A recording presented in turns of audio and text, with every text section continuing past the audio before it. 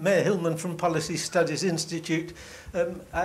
I've heard from the four panellists what I had expected to hear, which was a set of totally inadequate answers to the question. But you've got the real answer. I've got the real answer. Sure I have. Right, sure I have. And it is to stop deceiving ourselves that we can go on proceeding with this most urgent and awesome issue that's ever faced the planet, namely that we have got to dramatically not reduce the rate of increase, but actually dramatically drop any further contribution of greenhouse gases into the atmosphere. You've only got to read the works of James Hansen to know what a critical state we're in, to know the government's target, although claimed to be ambitious, of an 80% reduction by 2050, will be totally inadequate, even if it were reached on the basis of this proposition on wishful thinking that if only we can persuade people to mend their ways and to realise the gravity of the situation and to follow these cost-effective ways that,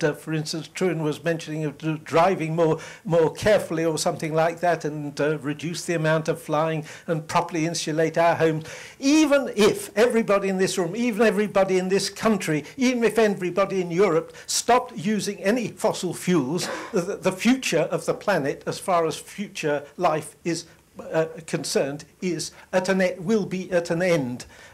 We have got to be far more dramatic in what we do, and the only way of doing it is by stopping deceiving ourselves that it can be achieved on a voluntary basis, which then puts that into the realm of the responsibility for action. It is not our individual actions. I've demonstrated this myself at a personal level by stopping flying 12 years ago at considerable cost both to my family and my professional life.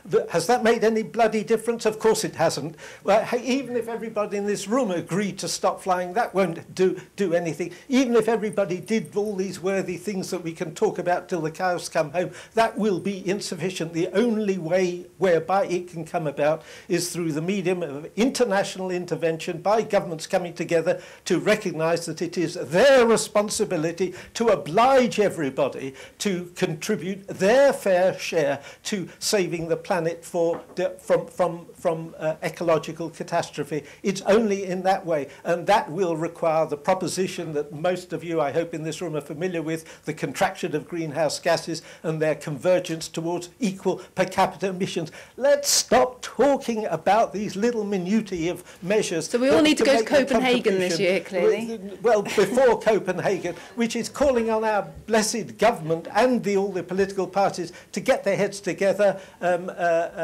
as is proposed by the all-party parliamentary group on climate change under Colin Chandler, all the parties together to have a common front, as there was in 1939 against fascism. This is the war on the future for our planet, and we've got to recognise it as such. Government has got, and all our efforts should be put into pressing government, not into looking at our hearts and seeing what we can do about insulating our roofs.